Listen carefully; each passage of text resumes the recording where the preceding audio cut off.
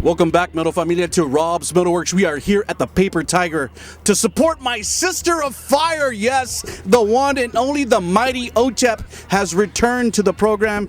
OTEP, great to have you back on Rob's. You're looking good. Thank you, brother. Thanks. I'm glad to be back. I really am. Yeah. Oh, God. You know, we're out here, man, to support because we love you. We love Generation Doom. Thank you. Let's take a little step back. 2 years ago, I had you in front of the camera, and there was a time when you were like, Rob, I don't know if there's going to be a new record. I don't know if I'm going to do it DIY. I don't know what's going on. But now, of course, we know what has transpired with Generation Doom and your relationship with Napalm. First of all, Generation Doom came out to great acclaim. How does it feel to have actually released the release on your own terms and have it be so successful and, you know, acclaimed by fans and critics alike? Thank you.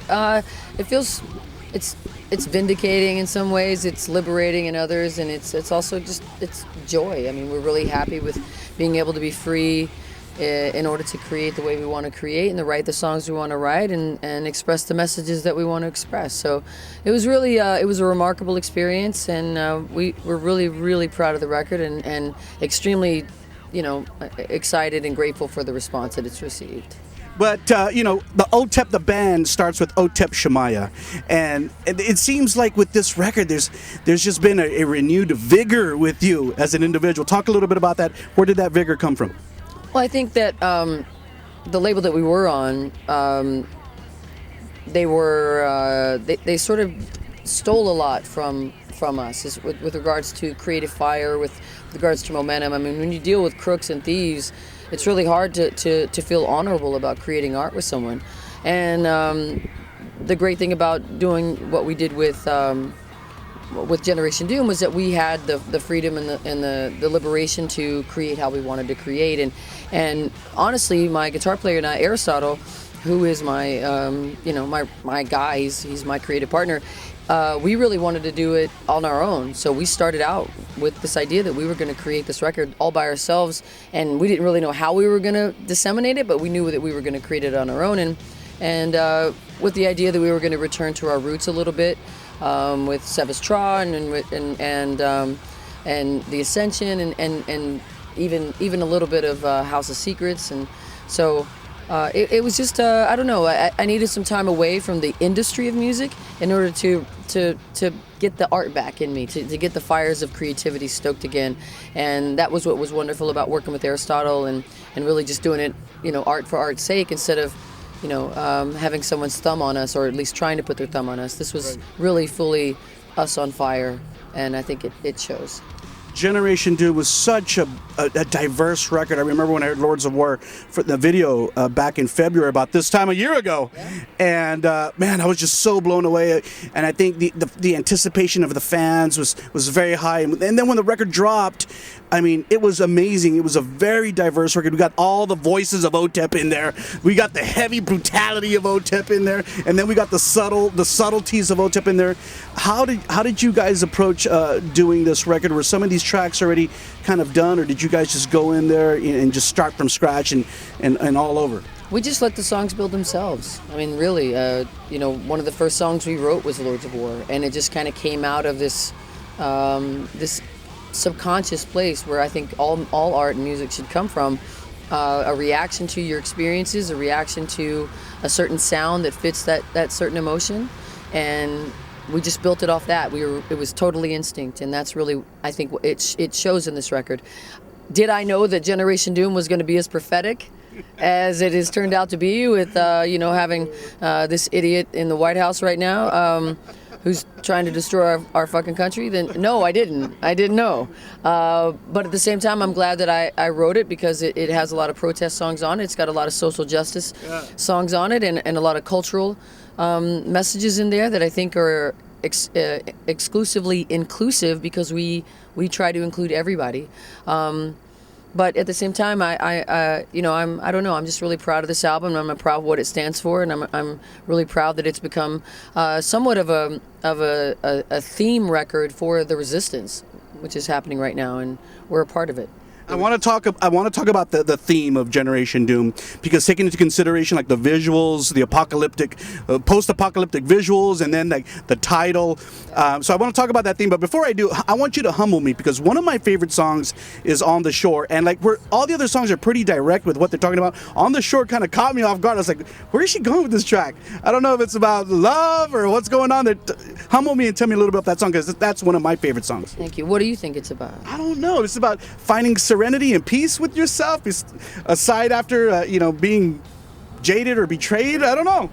You know, that's part of it, and a lot of the times, I go out with this idea of using universal language so that a song can apply itself to anyone. The actual song itself grew into what you're speaking about, the messages that you're speaking about being jaded and about softening up to from apathy into empathy.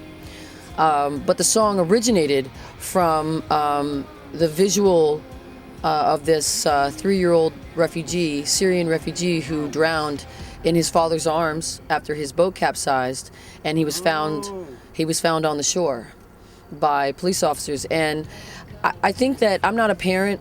I'm a godmother to 9 wonderful godchildren. But I don't know. I know this idea of I have pets, so they're my children. Yeah. And I know this idea of telling my pets that I'm going to protect you. I've got you no matter what. And to have a father trying to escape a war-torn country, trying to find peace for his family, someplace safe for his family, to have the boat capsize, to have his wife drown, all of his children drown, holding his only boy, knowing that he's lost now, and that he's the only one that survived. To sort of have to reconcile that with himself as a father, as a man who maybe felt that he let his son down, who did drown, and that image should have been, I thought, what brought the world together and said, hey, enough's enough. We really need to look into what's going on over there. And it was great for about a 48-hour news cycle of seeing that little boy who looked asleep. He was like baby sleep. They sleep with their head down and their butts up, and that's, he looked like he was just sleeping, but he wasn't. He had passed. And that's where the song originated from.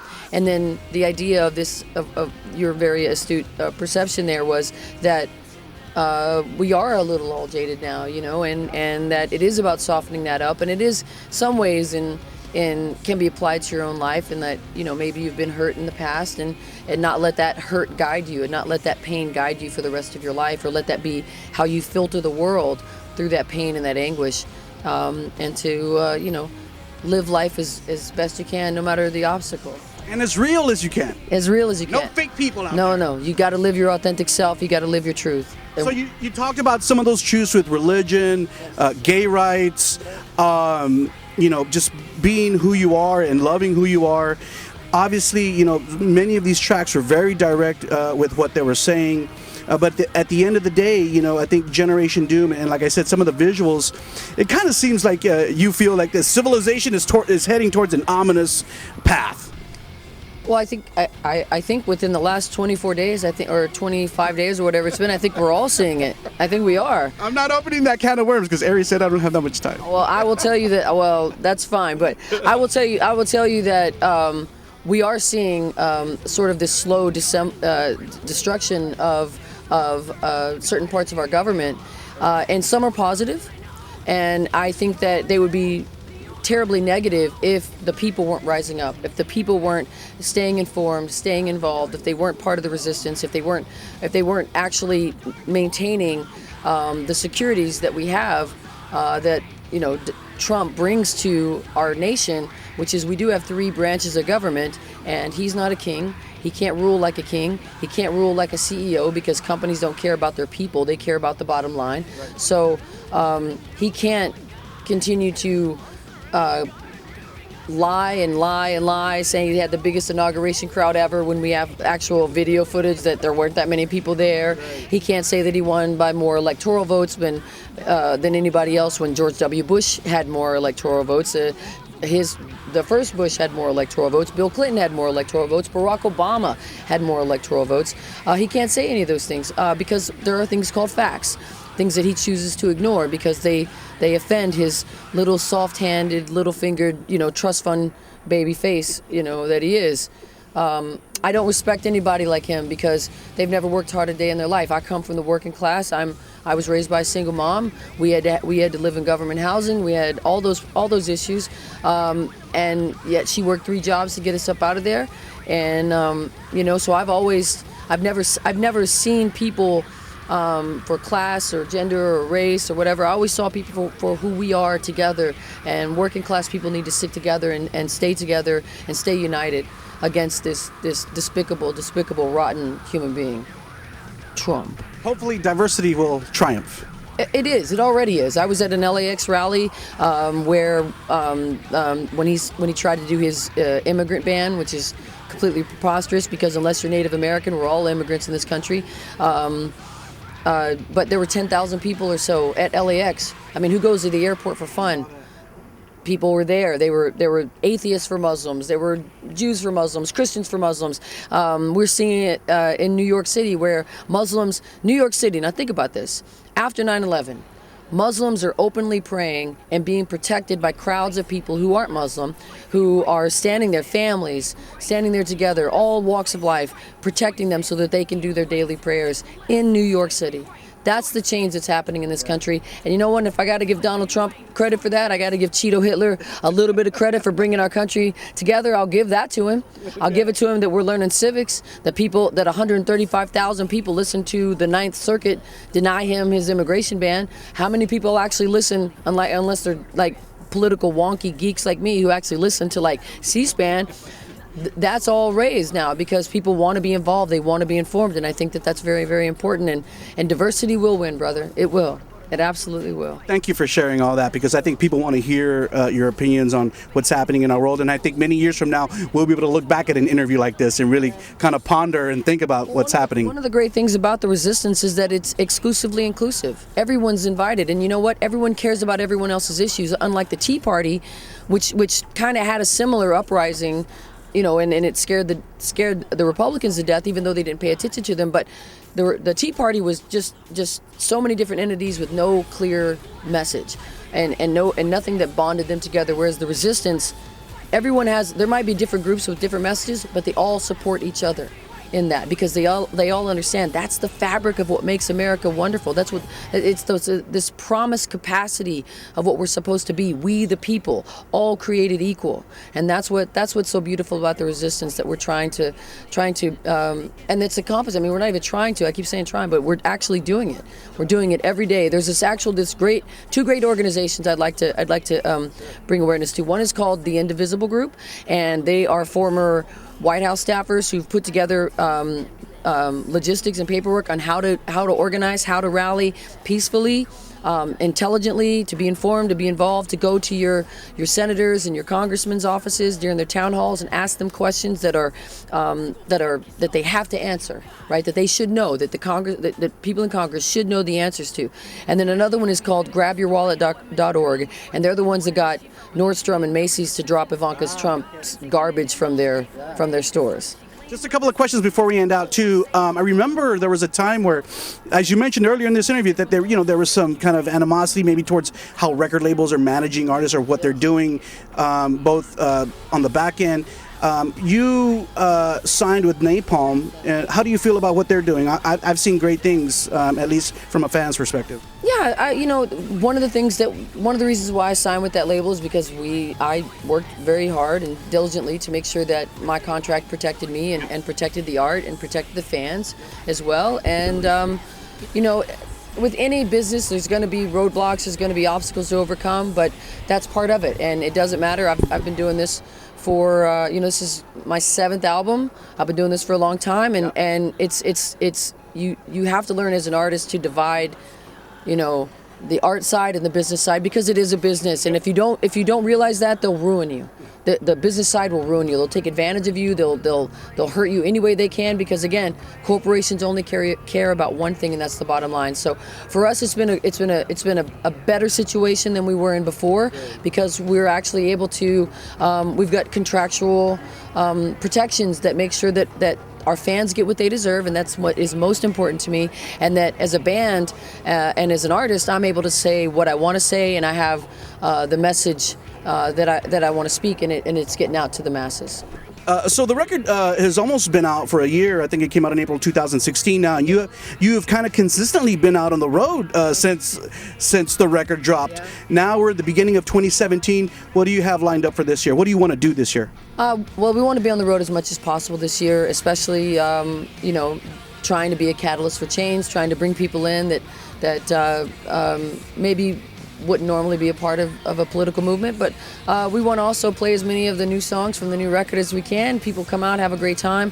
Hopefully we're going to hit Europe for the first time since 2002, I think is the last time we were in Europe, so we want to do that. And then we've got some other touring plans lined up. We might even have a couple of new videos coming out, so we've got some really exciting stuff coming up for 2017, so we're really excited. Are you and Ari keeping busy in the weight room on the road? Oh, always. You're crazy, yeah. When people say they hit the bar, we hit the bar bell. That's what we do every day before a show. That's right. I need to follow that mantra. Yeah, it's good, man. Sooner or later, I keep telling myself. Hey, my deadlift is like 325 pounds. I've seen the videos. That's right, yeah. God, you're a strong lady. Thank you very much. Thank you. Hard work. It takes a lot of work, yeah. OTEP, Shamaya, I can't thank you enough for taking the opportunity to speak with us here in San Antonio. Any last words for the people around the world who will see this interview? I just really appreciate you for having us, and thank you for supporting us, and for keeping the message alive, and join a rally if you can, because your voice matters. We come out here because we love what you're saying. We love the tunes that you and Ari are putting together. I mean, we rock Generation Doom loud at the MetalWorks, and we've turned all our friends onto it. Great music. I hope to see more from you guys in the near future. Remember, everyone out there, if you do not yet have the latest from OTEP, it is called Generation Doom. Go get it, download it right now, buy it, get in your hands, rock it. You saw the lady right here on Rob's MetalWorks.